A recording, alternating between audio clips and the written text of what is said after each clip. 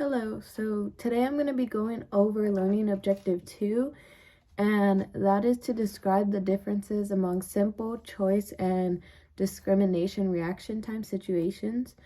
So first, it is important for me to note the definition of reaction time, and it is essentially the amount of time it takes for an individual to prepare and initiate a movement.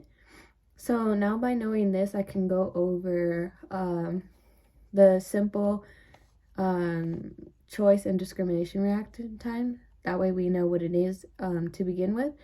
So the first thing that I'm going to go over is the 3 reaction time situations. So the first one would be a simple reaction time, and this occurs when there is one signal and it requires only one movement in response. So an example of this, like for example, let's say you're in a track race.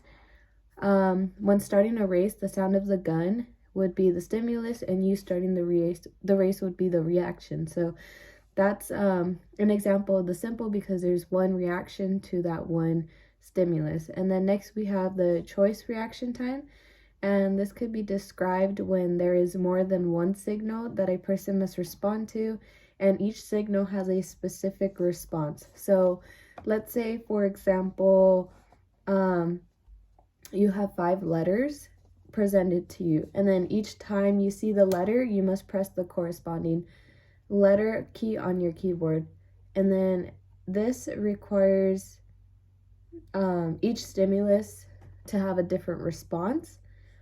And then we have discrimination reaction time, and this is when there is more than one signal, however there is only one response. So a good example of this would be like in the real world. Let's say you're a softball athlete. Let's say you're going to hit the ball, and then you have to encounter all these different pitches. So you must be able to like distinguish the different pitches, and then only swing at the pitches that will land within the strike zone. So thus each pitch represents a stimulus that needs to be discriminated, and each swing is a response. So those are the 3 reaction time situations. Thank you.